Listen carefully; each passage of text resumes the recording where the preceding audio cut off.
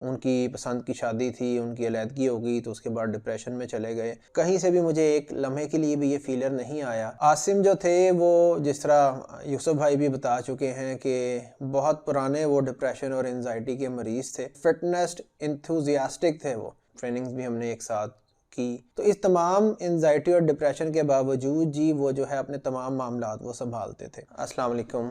आज का जो टॉपिक है इस पे मैंने वीडियो बनानी तो नहीं थी, लेकिन जो सोशल मीडिया पे मैं देख रहा हूँ कि लोग जो है वो अपने तरफ से बहुत से जो है क़यास राइयों में मसरूफ़ हैं और अपना अपना जो है वो मफरूज़ा लेके आ रहे हैं।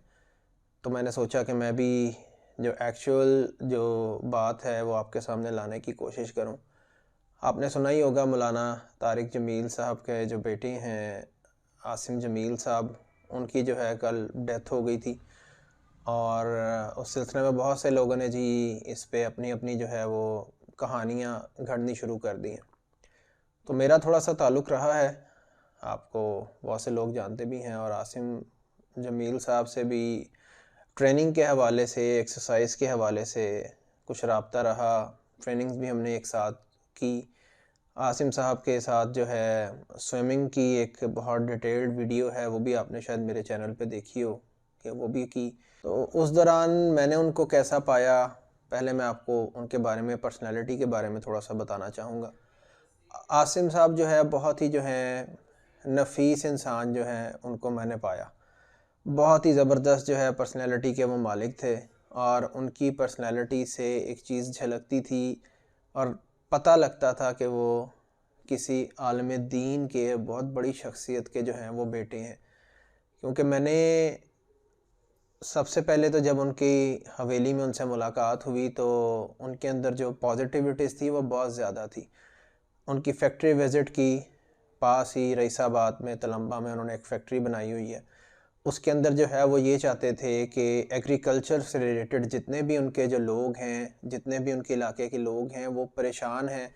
वो चाहते थे कि उनको लेटेस्ट टेक्नोलॉजी जो है वो कोई ना कोई दी जाए, जिससे एक तो इनकी ज़िंदगी भी आसान हो और ये जो है अच्छे जो है पैसे इससे अर्न कर सकें। तो इस सिलसिले में उन्होंने वहाँ पे एक अपनी फैक्ट्री बना रखी थी और बहुत ही ज़हीन इंसान थे वो।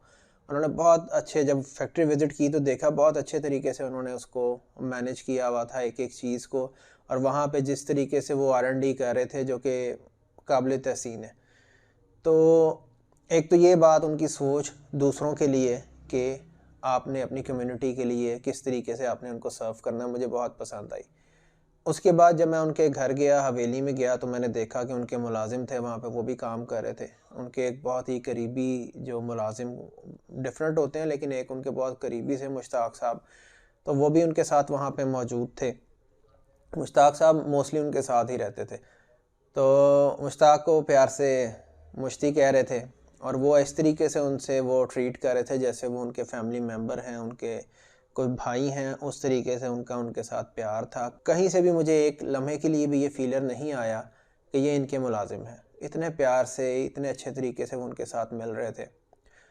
उसके बाद फिर गाड़ी में गए आगे, एक जगह हमने जाना था, तो उनके जैसे ही गाँव है उससे हम बाहर निकल रहे थे तो एक रोड थी वहाँ पे, मेन रोड जैसे होती है, तो वहाँ से तेज़ी से एक गाड़ी वाला गुज़रा, तो हम बाहर निकल रहे थे तो इन्होंने एकदम ब्रेक लगा ली।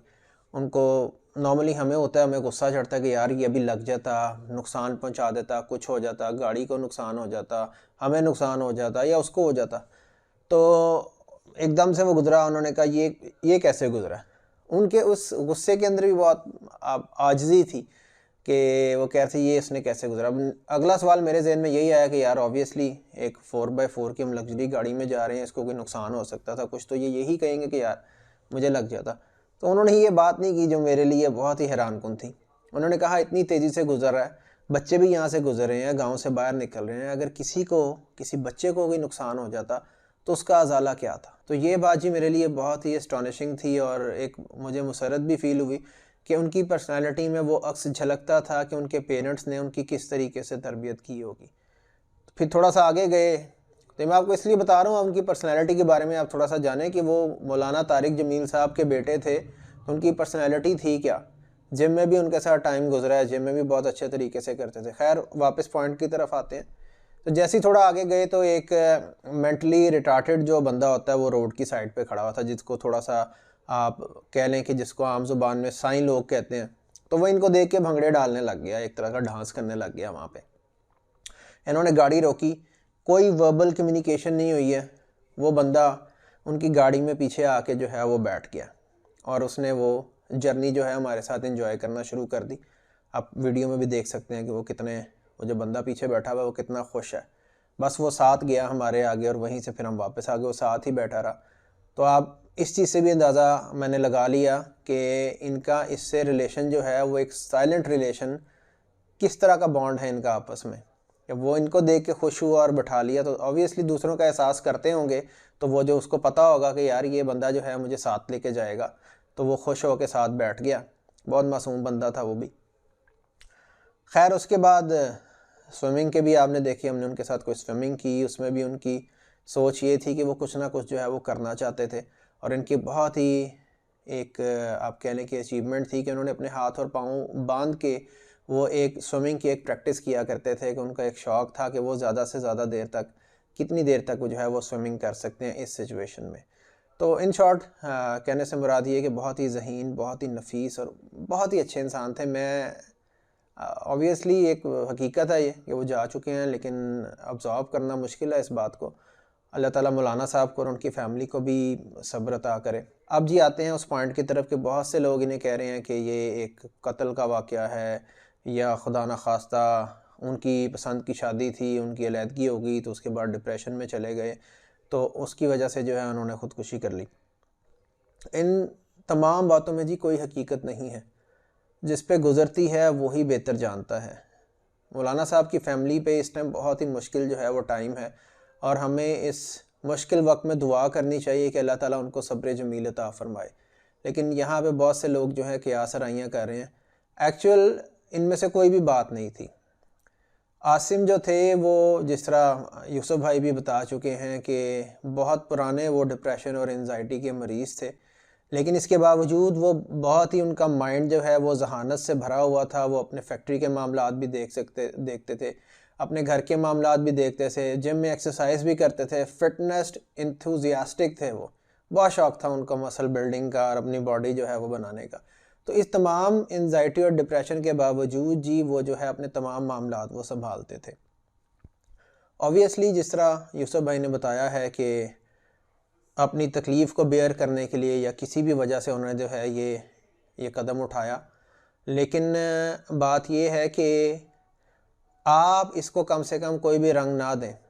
आपको कोई हक़ नहीं पहुंचता कि आप जो है किसी की भी निजी ज़िंदगी के ऊपर कोई क़यास आराइयाँ करें। आसिम एक डिप्रेशन के मरीज़ थे। आई डोंट नो क्या उस टाइम किस स्टेट में वो मौजूद होंगे जिसकी वजह से ये हादसा जो है वो रोनुमा हुआ, लेकिन आपको इस तरह की कोई भी बात नहीं करनी चाहिए और इस चीज़ पे जो है अल्लाह से डरना चाहिए, बल्कि ये दुआ करनी चाहिए कि अल्लाह ताला जो है मरहूम के जो हैं दर्जात को बुलंद करे और उनकी फ़ैमिली को सब्र जमील अता फ़रमाए। क्योंकि बहुत बड़ा सानिया है। आसिम उस घर की जान थे। उस घर में हमने उन्हें देखा है किस तरीके से जो है वो, एक कहते हैं ना सेंटर ऑफ ग्रेविटी, वो थे। और कितने अच्छे तरीके से, कितने प्यार से, हमने नेट पे भी वीडियो देखी है मौलाना साहब के साथ जो है वो कितने प्यार से जो है आजिज़ी के साथ मिल रहे हैं।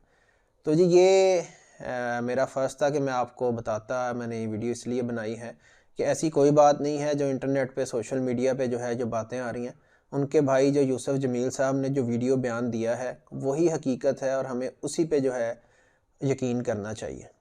तो मेरा ख़्याल है जी इतना बहुत है। आपके देखने का बहुत शुक्रिया। अल्लाह हाफ़िज़।